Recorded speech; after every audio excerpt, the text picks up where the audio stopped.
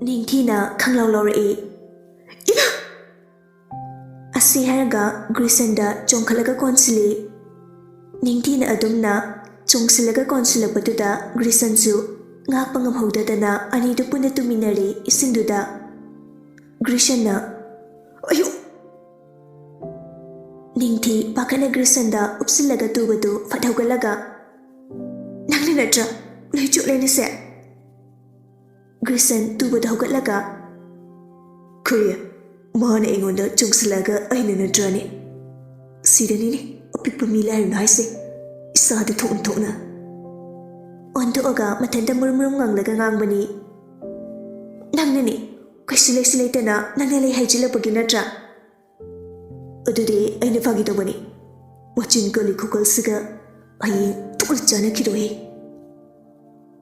Ningthi peri tawraga. Khangbaini khangaba. Si lohin choklene. Grisan Ningthi daifit inglaga. Sidale pula. Ningthi Grisangi manakta changsilaga lepi. Sida sumlepo aduga kangalo kaisi tawre iham chotpa nate.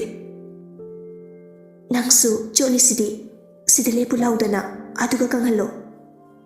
Ahoy.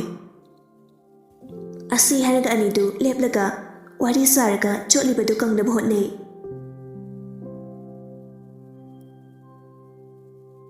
Somdana anidu tomthinna. Anidu huiga hongdongani kamai leramne. Machindi ngihagdi lepamoy. Langlena. Noyumse sidagi kiam lapige. Ekayumdi lehareda. Sidi kulyam tadi loirapani. Adu iham sanusle. Soisi fuzi photokapige. Kapningdida nangoyni kapige. Asuksang nalaaga kopsi kaino. Nangsi salo post toro. Ay kapirkeba aduga ay gimukapoba. Langlen chumdrina leplaga lay. Tomthin camera da loktoklaga photo copy. Nokfeto budi ay dina photo dadi. Adum chumdring lay dung hol. Tomthin harapaduda langlen kitang nonglay e. Tomthin su nokfeto na thawai ta na photo do kapli. Ihari nangamu copy ge. Ihari gidi. Ibani selfie nam takap chage. Asi haraga phone do loktoklaga. Tomthinna mohinigi photo do ani ahum copy. Ihari phuzari. Chalose ani do amu funar layamni. Ahoy. Moi ani do amu isingduda kumlaga chatpa hori. Langlen sum chatlambadagi khangluluba amada neludana tuge tawbagi. Tomthinna langlengi makutu pairaga ngapadagi tuba magti tuhodre. Tomthin langlengi pairiba makutu paina. Fuzana yinglaga chalo. Tomthin nokmi langlengi makutu samlaga amuk chatpa hawi. Langlen su makutu thado haide adum sami thado haiba ngamdabagini karigino khangde. Kari soinada anido chapminari. Anido Ningthiga Grisangana lehawba mafamda yorpada. Moi anidu mamai leithoktuna lepminaraga leibadu urai. Moi leibadu ubada langlendu Tomthinna samlaga chalamba makutu thadurai. Tomthinna ihadro. Ihari. Tomthin nokmi tawraga harai. Oi ani. Ningthiga Grisanga mamai de leithoklagi yenglai.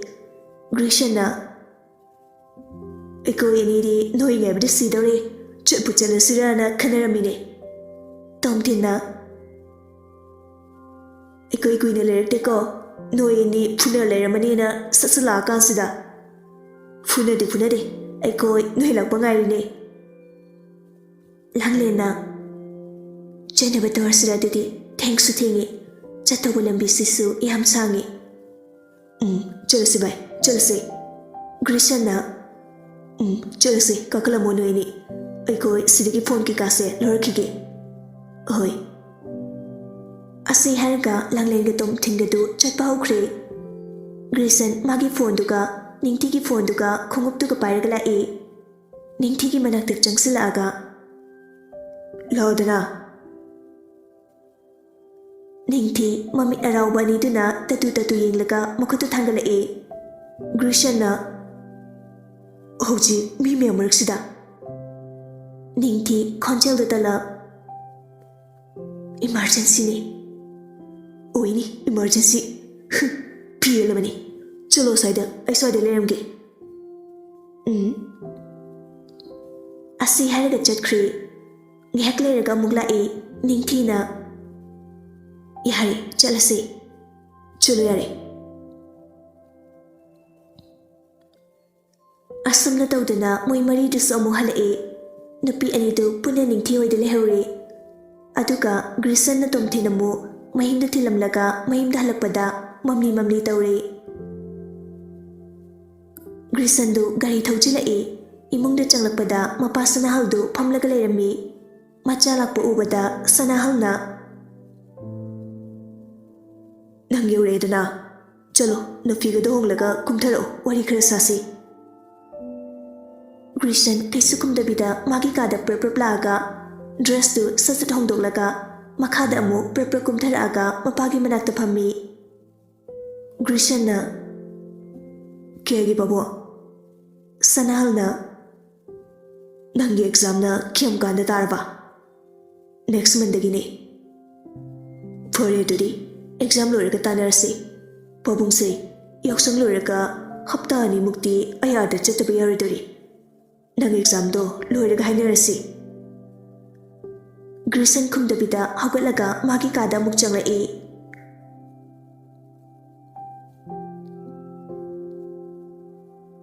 ꯅꯨꯃꯤꯗꯥꯡ ꯋꯥꯏꯔꯝ ꯑꯣꯏꯔꯛꯄꯗꯨꯗ ꯅꯤꯉꯣꯜ ꯏꯃꯨꯡꯒꯤ ꯊꯕꯛ ꯏꯪꯈꯥꯡ ꯂꯣꯏꯁꯤꯜꯂꯤ ꯅꯤꯉꯣꯜꯗꯤ ꯍꯔꯥꯎ ꯀꯨꯝꯍꯩ ꯂꯥꯛꯄꯁꯤ ꯃꯥꯒꯤꯗꯤ ꯍꯥꯃꯨꯅꯤ ꯏꯃꯨꯡꯗ ꯊꯕꯛ ꯏꯪꯈꯥꯡ ꯇꯧꯔꯒ ꯂꯩ ꯃꯕꯣꯛ ꯑꯅꯥꯕꯒꯤ ꯁꯦꯕꯥ ꯇꯧꯗꯨꯅ ꯅꯨꯃꯤꯗꯥꯡ ꯋꯥꯏꯔꯝꯗꯨꯗ ꯊꯕꯛ ꯂꯣꯏꯁꯤꯜꯂꯤꯉꯩꯗ ꯊꯥꯖꯗꯨ ꯂꯥꯛꯏ ꯊꯥꯖ ꯂꯥꯛꯄ ꯎꯕꯗ ꯅꯤꯉꯣꯜ ꯍꯔꯥꯎꯅ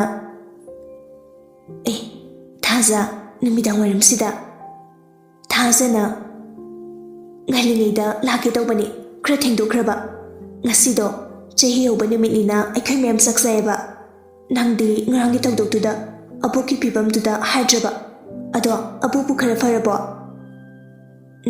ꯐꯔꯦ ꯊꯥꯖ ꯃꯥꯅ ꯄꯨꯔꯛꯄ ꯍꯣꯠ ꯀꯦꯁꯇꯨ ꯅꯤꯉꯣꯜꯗ ꯄꯤꯔꯛꯏ ꯁꯤ ꯅꯪꯒꯤꯅꯤ ꯀꯩꯅꯣ ꯁꯤꯕꯣ ꯑꯦꯟꯁꯥꯡꯅꯤ ꯅꯪꯒꯤꯅꯦꯅ ꯑꯩꯅ ꯈꯥꯛꯄ ꯄꯨꯔꯛꯇ꯭ꯔꯁꯨ ꯌꯥꯔꯁꯤꯗ ꯄꯨꯔꯛꯇꯦ ꯌꯥꯄꯣꯟꯇꯦ ꯑꯗꯣ ꯑꯩ ꯆꯠꯂꯒꯦꯀꯣ ꯊꯦꯡꯁꯨ ꯊꯦꯡꯉꯤ ꯂꯩꯍꯧꯔꯣ ꯍꯣꯏ ꯊꯥꯖꯗꯨ ꯍꯥꯊꯨ ꯊꯣꯛꯂꯛꯏ ꯊꯥꯖ ꯊꯣꯛꯂꯛꯄ ꯉꯥꯏꯗꯨꯅ ꯂꯩꯔꯤꯕ ꯅꯨꯄꯥꯗꯨ ꯊꯥꯖ ꯊꯣꯛꯂꯛꯄ ꯎꯕꯗ ꯊꯥꯖꯒꯤ ꯃꯅꯥꯛꯇ ꯄ꯭ꯔꯞ ꯂꯥꯛꯑꯒ ꯊꯥꯅꯤꯜꯅ ꯊꯥꯖ ꯄꯤꯔꯝꯃꯕꯣ ꯊꯥꯖꯅ ꯄꯤꯔꯝꯃꯤ ꯑꯩ ꯆꯠꯂꯒꯦ ꯑꯁꯤ ꯍꯥꯏꯔꯒ ꯍꯥꯊꯨ ꯆꯦꯟꯈ꯭ꯔꯤ ꯊꯥꯅꯤꯜꯁꯨ ꯊꯥꯖꯅ ꯄꯤꯔꯝꯃꯦ ꯍꯥꯏꯕꯗꯨꯗ ꯅꯣꯛꯐꯦꯠ ꯇꯧꯔꯒ ꯃꯌꯨꯝꯗ ꯑꯃꯨꯛ ꯍꯟꯈ꯭ꯔꯤ ꯊꯥꯖꯗꯨ ꯃꯌꯨꯝꯗ ꯌꯧꯔꯛꯏ ꯃꯥꯒꯤ ꯀꯥꯗ ꯆꯪꯂꯛꯑꯒ ꯊꯥꯅꯤꯜꯅ ꯄꯤꯔꯝꯕ ꯆꯦꯗꯨꯗ ꯌꯦꯡꯉꯤ ꯅꯤꯡꯁꯤꯡꯉꯛꯏ ꯊꯥꯖꯗꯨ ꯅꯤꯉꯣꯜ ꯍꯣꯏꯗ ꯆꯠꯅꯕ ꯊꯣꯛꯂꯛꯄꯅꯤ ꯇꯥꯟꯖꯥꯗꯨꯗ ꯊꯥꯅꯤꯜꯗꯨ ꯊꯥꯖꯅ ꯊꯣꯛꯂꯛꯄꯗꯨ ꯎꯕꯗ ꯊꯥꯖꯒꯤ ꯃꯅꯥꯛꯇ ꯄ꯭ꯔꯞ ꯆꯪꯁꯤꯜꯂꯛꯑꯒ ꯊꯥꯅꯤꯜꯅ ꯊꯥꯖ ꯅꯪ ꯀꯥꯏꯗ ꯆꯠꯇꯣꯏꯅꯣ ꯊꯥꯖꯅ ꯑꯕꯤ ꯍꯣꯏꯗ ꯆꯠꯂꯨꯒꯦ ꯇꯧꯅꯤ ꯀꯩꯗꯧꯔꯒꯦ ꯐꯔꯦ ꯑꯗꯨ ꯑꯣꯏꯔꯗꯤ ꯑꯩꯁꯨ ꯃꯣꯏꯗ ꯑꯝꯇ ꯆꯠꯄꯤꯌꯣꯅ ꯍꯥꯏꯒꯦ ꯇꯧꯔꯝꯃꯤꯅꯦ ꯅꯪ ꯍꯧꯖꯤꯛ ꯆꯠꯅꯤ ꯍꯥꯏꯕꯅꯤꯅ ꯆꯦ ꯑꯃ ꯄꯨꯊꯣꯔꯛꯇꯨꯅ ꯄꯤꯔꯛꯏ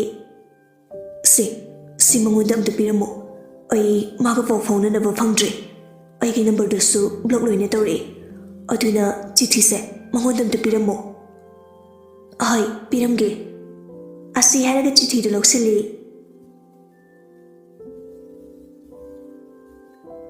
ꯊꯥꯖꯅ ꯗꯥ ꯊꯥꯅꯤꯜ ꯅꯪ ꯑꯩꯕꯨ ꯁꯥꯎꯅꯨ ꯑꯩ ꯁꯤ ꯑꯕꯤꯗ ꯄꯤꯔꯝꯗ꯭ꯔꯦ ꯅꯪꯅ ꯑꯕꯤꯒꯤ ꯋꯥꯆꯕꯗꯣ ꯑꯩ ꯈꯪꯉꯤ ꯅꯪꯅ ꯋꯥꯔꯤꯗꯨꯗꯒꯤ ꯇꯥꯗꯅ ꯑꯩꯁꯨ ꯅꯪꯒꯤ ꯈꯟꯕꯗ ꯌꯥꯝꯅ ꯋꯥꯏ ꯆꯤꯊꯤꯁꯦ ꯑꯩ ꯄꯤꯔꯔꯣꯏ ꯑꯕꯦ ꯅꯪꯁꯨ ꯑꯩꯕꯨ ꯁꯥꯎꯒꯅꯨ ꯑꯩ ꯗꯥ ꯊꯥꯅꯤꯜꯕꯨ ꯌꯥꯝ ꯅꯨꯡꯁꯤ ꯑꯗꯨꯅ ꯁꯤ ꯑꯩ ꯅꯉꯣꯟꯗ ꯁꯤꯟꯅꯗ꯭ꯔꯦ ꯅꯣꯏ ꯑꯅꯤ ꯑꯩꯕꯨ ꯋꯥꯔꯧꯒꯅꯨ ꯑꯁꯤ ꯍꯥꯏꯔꯒ ꯊꯥꯖ ꯃꯄꯤ ꯇꯥꯔꯛꯏ ꯃꯇꯝꯁꯦ ꯑꯩꯅ ꯗꯥꯊꯥꯅꯤꯜ ꯅꯪꯕꯨ ꯅꯨꯡꯁꯤꯗꯨꯅ ꯂꯥꯛꯄꯅꯤ ꯑꯗꯨꯕꯨ ꯅꯪꯗꯤ ꯑꯕꯤꯕꯨ ꯅꯨꯡꯁꯤ ꯑꯕꯤꯅꯁꯨ ꯅꯪꯕꯨ ꯅꯨꯡꯁꯤ ꯗꯥꯊꯥꯅꯤꯜ ꯅꯪꯗꯤ ꯑꯩꯒꯤ ꯈꯛꯇ ꯑꯣꯏꯒꯗꯕꯅꯤ ꯀꯅꯥꯝꯇꯒꯤ ꯑꯣꯏꯍꯜꯂꯣꯏ ꯑꯕꯤ ꯅꯪ ꯑꯩꯕꯨ ꯋꯥꯔꯧꯒꯅꯨ ꯑꯩꯒꯤ ꯂꯝꯕꯤꯗꯁꯨ ꯅꯪ ꯌꯦꯠꯂꯛꯇꯕ ꯑꯣꯏꯔꯣ ꯑꯩ ꯌꯥꯝ ꯋꯥꯔꯤ ꯑꯁꯨꯛ ꯁꯥꯡꯕ ꯆꯍꯤꯁꯦ ꯑꯩ ꯈꯥꯡꯗꯨꯅ ꯂꯥꯛꯄꯅꯤ ꯑꯗꯨꯕꯨ ꯍꯧꯖꯤꯛꯇꯤ ꯈꯥꯡꯕ ꯋꯥꯔꯤ ꯅꯣꯏ ꯑꯩꯕꯨ ꯁꯥꯎꯒꯅꯨ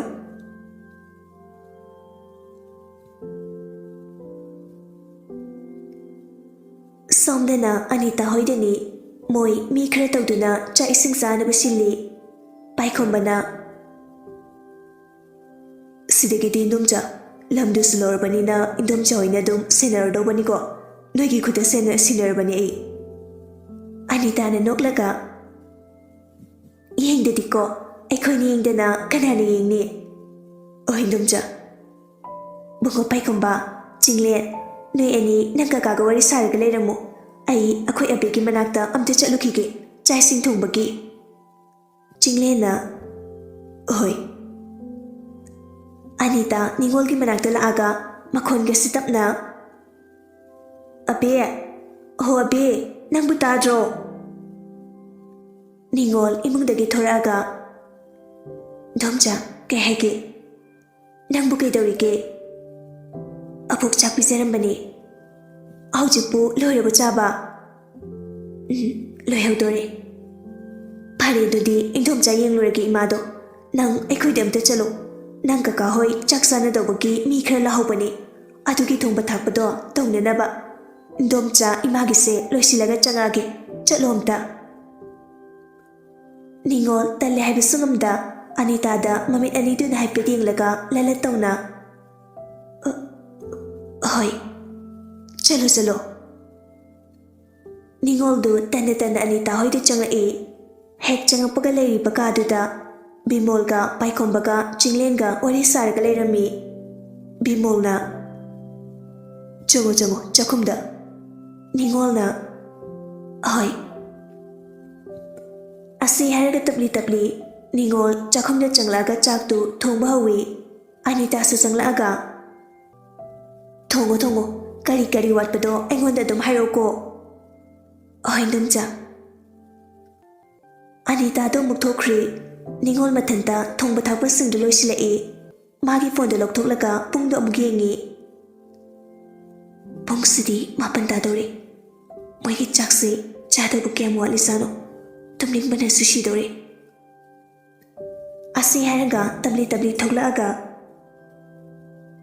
ꯀꯀꯥ ꯆꯥꯛ ꯊꯤꯔꯒꯦ ꯕꯤꯃꯣꯜꯅ ꯊꯤꯔꯣ ꯊꯤꯔꯣ ꯅꯤꯡꯉꯣꯜ ꯑꯃꯨꯛ ꯆꯪꯉꯛꯑꯒ ꯆꯥꯛꯁꯤꯡꯗꯨ ꯐꯖꯅ ꯊꯤꯔꯝꯂꯦ ꯅꯤꯡꯉꯣꯜ ꯑꯃꯨꯛ ꯊꯣꯔꯛꯑꯒ ꯀꯀꯥ ꯆꯥꯛ ꯊꯤꯕ ꯂꯣꯏꯔꯦ ꯆꯠꯂꯒꯦ ꯕꯤꯃꯣꯜꯗꯨ ꯍꯤꯗꯥꯛ ꯈꯤꯇꯪ ꯊꯛꯂꯨꯕꯒ ꯍꯥꯏꯔꯛꯏ ꯀꯩꯅꯣ ꯃꯁꯤꯕꯣ ꯆꯠꯂꯒꯦꯗ ꯄꯪꯉꯥꯏꯗ ꯍꯥꯏꯔꯤꯁꯤꯕꯣ ꯑꯩꯈꯣꯏ ꯆꯥꯛ ꯆꯥꯔꯒ ꯅꯪ ꯆꯠꯈ꯭ꯔꯗꯤ ꯑꯋꯥꯠ ꯑꯄꯥ ꯍꯥꯏꯕ ꯑꯃꯁꯨ ꯂꯩ ꯑꯋꯥꯏꯕꯗ ꯑꯋꯥꯏꯕ ꯁꯦꯡꯉꯦ ꯅꯤꯡꯉꯣꯜ ꯇꯨꯃꯤꯟꯅ ꯂꯩ ꯑꯅꯤꯇꯥꯅ ꯑꯁꯦ ꯃꯤꯔꯣꯜ ꯑꯃ ꯏꯊꯨꯝ ꯊꯨꯡꯗꯦ ꯀꯅꯥ ꯂꯧꯗꯅꯕꯨꯗꯤ ꯊꯨꯡꯗꯣꯏꯅꯣꯗ ꯅꯤꯡꯉꯣꯜ ꯃꯃꯥꯏꯗꯨ ꯏꯀꯥꯏꯅ ꯅꯣꯟꯊꯔꯒ ꯂꯩ ꯄꯥꯏꯈꯣꯝꯕꯅ ꯌꯥꯔꯦ ꯆꯠꯆꯈ꯭ꯔꯁꯅꯨ ꯇꯨꯅꯤꯡꯉꯝꯃꯅꯤ ꯑꯉꯥꯡꯁꯦ ꯑꯕꯦ ꯆꯣꯆꯣ ꯄꯥꯏꯈꯣꯝꯕꯅ ꯍꯥꯏꯔꯛꯄꯗꯨꯗ ꯅꯤꯡꯉꯣꯜꯗꯨ ꯄ꯭ꯔꯞ ꯊꯣꯔꯛꯏ ꯑꯅꯤꯇꯥꯁꯨ ꯅꯤꯡꯉꯣꯜꯒꯤ ꯃꯇꯨꯡ ꯏꯟꯅꯔꯒ ꯑꯅꯤꯇꯥꯅ ꯁꯥꯎꯅ ꯅꯪꯅ ꯑꯩꯈꯣꯏꯁꯦ ꯌꯣꯟꯕꯁꯦ ꯌꯣꯜꯂꯤꯅꯦ ꯅꯪ ꯉꯥꯏꯍꯥꯛ ꯂꯩꯕꯗ ꯁꯤꯔꯗ꯭ꯔꯣ ꯍꯥ ꯅꯪ ꯀꯀꯥꯁꯦ ꯐꯖꯔꯤꯕꯣ ꯕꯦꯝꯃ ꯅꯁꯛꯇꯨ ꯌꯦꯡꯅꯤꯡꯗꯦ ꯑꯃꯨꯛ ꯍꯟꯅ ꯎꯠꯂꯛꯀꯅꯨ ꯆꯠꯂꯣ ꯅꯪ ꯁꯤꯒꯦꯒ ꯁꯤꯈ꯭ꯔꯣ ꯆꯠꯂꯣ ꯑꯁꯤ ꯍꯥꯏꯔꯒ ꯅꯤꯡꯉꯣꯜꯗꯨ ꯂꯥꯛꯇꯅ ꯏꯜꯂꯤ ꯅꯤꯡꯉꯣꯜ ꯑꯗꯨꯝꯅ ꯈꯪꯏꯟ ꯏꯜꯂꯛꯄꯗꯨꯗ ꯂꯩꯃꯥꯏꯗ ꯇꯨꯁꯤꯜꯂꯤ ꯆꯠꯂꯣ ꯅꯪ ꯑꯥꯗ ꯆꯠꯂꯒ ꯁꯤꯔꯣ ꯑꯩꯈꯣꯏ ꯋꯥꯍꯩ ꯑꯝꯇ ꯁꯪꯅ ꯂꯩꯒꯦ ꯑꯁꯤ ꯍꯥꯏꯔꯝꯂꯒ ꯑꯅꯤꯇꯥꯗꯨ ꯏꯃꯨꯡꯗ ꯆꯪꯈ꯭ꯔꯤ ꯅꯤꯡꯉꯣꯜꯁꯨ ꯑꯅꯥꯕꯗꯨ ꯈꯥꯡꯂꯒ ꯇꯞꯅ ꯍꯧꯒꯠꯂꯒ ꯃꯌꯨꯝꯗ ꯆꯪꯉꯛꯏ ꯃꯕꯣꯛꯀꯤ ꯀꯥꯗ ꯆꯪꯂꯛꯄꯗ ꯃꯕꯣꯛꯅ ꯆꯥꯎꯕꯁꯤꯡꯗꯨ ꯂꯣꯏꯁꯤꯜꯂꯝꯗꯕꯤꯗ ꯏꯆꯥꯏ ꯆꯥꯏꯔꯒ ꯂꯩꯔꯝꯕꯗꯨ ꯃꯥꯅ ꯂꯣꯏꯁꯤꯜꯂꯛꯏ ꯔꯥꯅꯤꯅ ꯂꯣꯏꯔꯕ ꯊꯕꯛ ꯂꯣꯏꯔꯦ ꯑꯕꯣꯛ ꯍꯧꯖꯤꯛ ꯐꯥꯎꯕ ꯇꯨꯝꯗ꯭ꯔꯤꯕꯣ Chalo, ayeng loisilo. Nang warani. Abok su loisinge tawani. Aduda isase nungai manduda na ngamdre. Iharida po. Kaidawbagi loisindoino. Ay laisidi. Sikak loisilaga tumadabani. Ato po, guli charabo. Chare. Adudi po, tumtho ko. Ay simda thamluge. Asi haraga ningol kolik singdu maninglomda pulthuraaga phamlaga amambaduda mathanta makhon thoktana machinda melaga kapli